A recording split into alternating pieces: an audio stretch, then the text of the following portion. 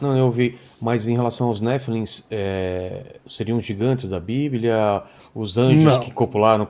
Tem essa teoria, sabe, tem, né? mas assim, em inglês, se você pegar a Bíblia, a tradução literária vai estar lá.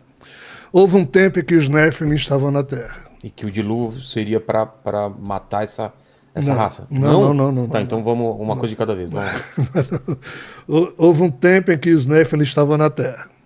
Quando você traduz esse capítulo do Gênesis para português, a tradução é: houve um tempo em que existiam gigantes na Terra. Isso.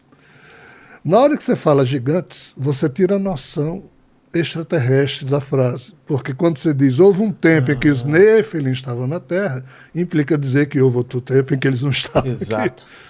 Mas se você fala gigante, gigante pode ter surgido aqui na Terra. Né? Então essa coisa gigante sempre foi mal utilizada. Os Nephilim, de fato, os originais, porque hoje em dia tem diversos tipos de Anunnaki, é complicada a situação. Eles eram mais altos, 2, 3, 4 metros. Mais tarde, Humanoides. esses Humanoides. humanoides, esses seres se miscigenaram. Esses não, um tipo de Nephilim chamado Igigi terminou se misturando com mulheres. Aí surgiram seres gigantes e doentes. Foram esses aqui que o dilúvio pretendeu matar, essa outra Ah, geração. Porque essa turma aqui começou também a se unir com mulheres e o apetite deles era uma maluquice. Quando mais tarde Moisés liberta as 12 tribos dos hebreus, filhos de Jacó, e leva pelo deserto, e começa a enfrentar povos nômades dos desertos, em que tinha gigantes como Golias, sim.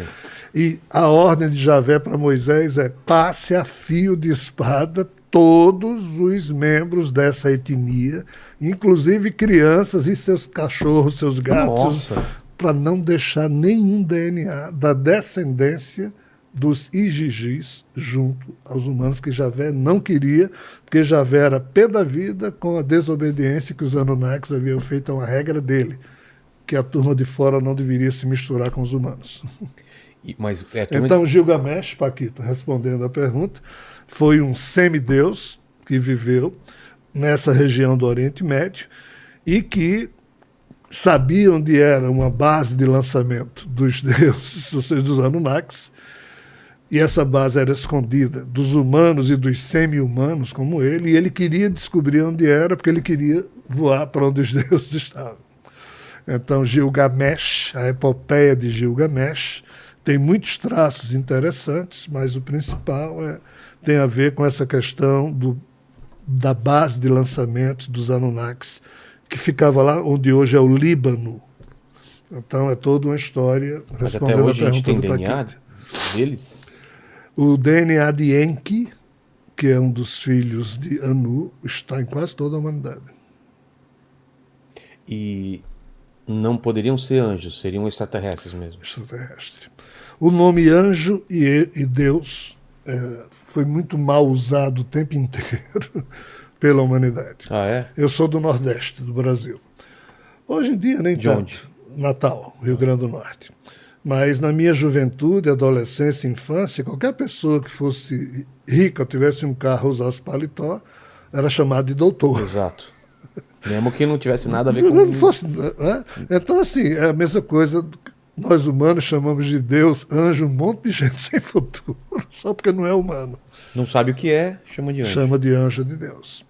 E essa coisa era tão confusa que até o século II a.C. existia Deus na cultura das pessoas de então. Deuses bons, deuses ruins, deuses doentes. Existiam anjos bons, anjos decaídos, anjos ruins, anjos doentes, homem bom, homem ruim, humanos bons, humanos ruins, mulher boa, mulher ruim. Aí, no século II, o judaísmo fez uma conceituação absurda. A partir de então, era assim: anjo é bom. Não tinha mais anjo ruim. Aí tinha os anjos decaídos. Né? Só que tinha demônios. Tinha demônios bons, demônios ruins, demônios maravilhosos. Ah, é? Aí ficou anjo bom e demônio ruim. É. Então, essa organização do pensamento humano foi trágica porque terminou escondendo uma série de características que poderiam ser interessantes para os estudiosos e, ao mesmo tempo, criou nuances românticas. Aí hoje você encontra livros maravilhosos sobre anjos, mas assim, isso é muito do romantismo nosso humano. Então, na tua visão, não existe anjos, não existem seres a serviço desse Criador. Existe. E o que seriam E esses uma seres? porrada, quase 1 bilhão de seres. E o que são? São anjos, são seres robotizados. Como assim? Porque as mitologias dizem muito claramente, e eu explico isso nos 3 livros, o drama cósmico de Javé, o drama espiritual de Javé, o drama terreno de Javé, são 3 dos livros que eu lancei, que no primeiro momento, o eu de Javé se reconstruiu como um parasita, e um parasita quer encontrar o quê? Guarida num corpo. Então Javé... Ele depende de um corpo para sobreviver. O eu dele ficou tentando criar as partes dispersas da mente dele que havia caído, quando juntou o eu dele, se hospedou ali. Só que Javé, ele ficou notando que quando ele dava uma ordem para ele mesmo, tudo obedecia. Então ele se achava um ser múltiplo. Foi quando surgiu o conceito de clones que obedeciam a Javé, ou anjos clones. Que eram seres robotizados. Replicados, o mesmo DNA. Como é que funcionava? Tipo uma colmeia. A abelha rainha manda, a abelha operária obedece, a abelha operária nem tem senso de individualidade. Não tem livre-arbítrio, não tem individualidade. Nada, só obedece. Então assim, era Javé e os anjos clones. Até que um certo espírito imantou-se num clone desse e foi despertando um nível de consciência, agrediu Javé, para Javé parar de criar seres monstruosos como aqueles. Javé devolveu a pancada, destruiu o corpo desse clone, mas o espírito que estava imantado nesse clone saiu com a forma corporal e se transformou num novo tipo de ser chamado, em sânscrito, Daiva, e na nossa linguagem, demon, demoníaco, porque se metamorfoseava. Que tem na cultura... os gênios da lâmpada seriam esse tipo de... É um tipo de... O gênio de lâmpada é um tipo de djinn. Aí entra djinn. A cultura islâmica Exatamente. muçulmana, mais recente. Mas lá atrás existiam 2 tipos de seres nesse universo antimaterial vizinho. Tá? Lembre-se, o ovo cósmico diz que surgiram 2 universos, o material e o antimaterial. Isso tudo aqui é desse universo antimaterial. Então surgiu anjo clone e a figura demo. Quando Shiva surgiu como o primeiro demo, Shiva deu para Javé a condição demo que ele tinha, e depois Vishnu mergulha, então eles compõem a Trimurti desse lado vizinho. Então, desse lado vizinho ficou um batalhão de robôs, que a gente chama de anjos clones, que obedecem a Javé, sim, e esses demos que não obedecem muito, não. Essa confusão toda que as mitologias falam há muito tempo. Só depois a vida biológica surgiu nesse universo vizinho. Tudo isso antes? Antes. Nos livros que eu explico, né? Nos livros que eu produzi, a gente tenta explicar tudo isso. Uma das tarefas dos meus livros é tentar explicar páginas incompreensíveis ou mal interpretadas das mitologias que foram destruídas. Mas na Bíblia se fala de anjo. Quem que são esses anjos? A Bíblia fala de anjos... Anjo de Deus, né? Porque é o seguinte... E descreve também como uma figura, não sei quantos olhos, não sei quantas asas, né? Aí depende do tipo de anjo que você está falando. Porque, assim, qual a questão? A questão é que tudo começa na trajetória que os judeus percorrem ao longo dos milênios. Quando só restou as 2 tribos do sul, chamada tribos de Judá, do reino de Judá, eram 10 tribos do norte, reino de Israel, e 2 tribos do sul, reino de Judá.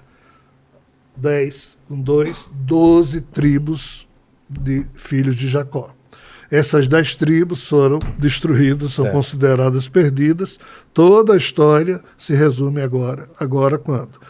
nos últimos 2.700 anos. Por isso que surgiu, os hebreus antes assim chamados passaram a ser chamados de judeus, porque só restou a tribo de Judá.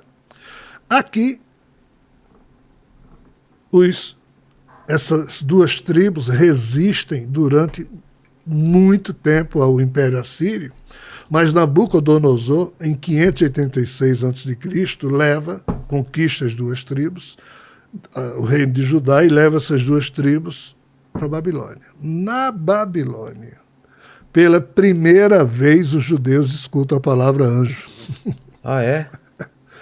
Os judeus já haviam lidado com anjos na época de Moisés, quando figuras lá no deserto, a travessia do mar, aquela história toda era 40 anos Javé no deserto. com anjos. Mas aqui ninguém chamava ninguém de anjo. Não? O nome anjo só surgiu na cultura babilônica junto com os caldeus, quando, na época do profeta Daniel, isso aqui foi, então, vamos assim dizer, assimilado e codificado como sendo o conhecimento dos judeus.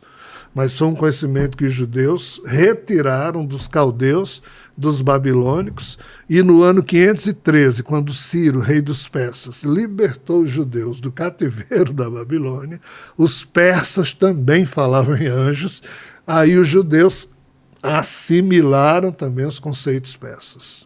Entendi. E assim ficou até que Alexandre Magno, 300 anos depois, criou a cultura helênica, e esse nome invadiu também o pensamento greco-romano e semítico-babilônico, que eram as duas culturas que existiam lá na terra onde Jesus nasceu e viveu.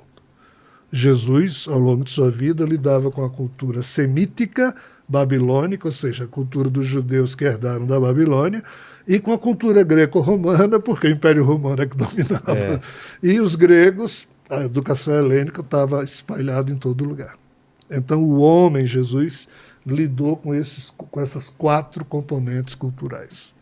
Qual era a pergunta sobre anjo, Paquito? É alguma coisa que ele já falou ou completa? Era mais ou menos sobre o que ele falou, que o Ricardo ele perguntou se os anjos são sempre bonzinhos ou se eles podem ser maldosos. Então, basicamente o que ele falou. Nem uma coisa nem outra. Eles são robotizados, eles obedecem Não tem vontade própria? Não tem. Agora sim, eu não sou, entre aspas, candidato a ser dono de verdade, e longe de mim querer impor ou tentar convencer quem quer que seja. Eu conheço muita gente maravilhosa que produziu livros maravilhosos aonde pontuam crenças em anjos, tá certo? Isso pode ser real, sim. Ah, é? Por quê? Porque ao longo de todos esses milênios, muita coisa foi acontecendo e continua acontecendo. E assim, ninguém sabe de muita coisa, não. Ou, sendo muito mais correto, ninguém sabe de porra nenhuma. Eu menos ainda. Nós precisamos aprender a colecionar incertezas, possibilidades. Qual é o drama da gente? É que todo mundo pensa que é dono da verdade. Exato.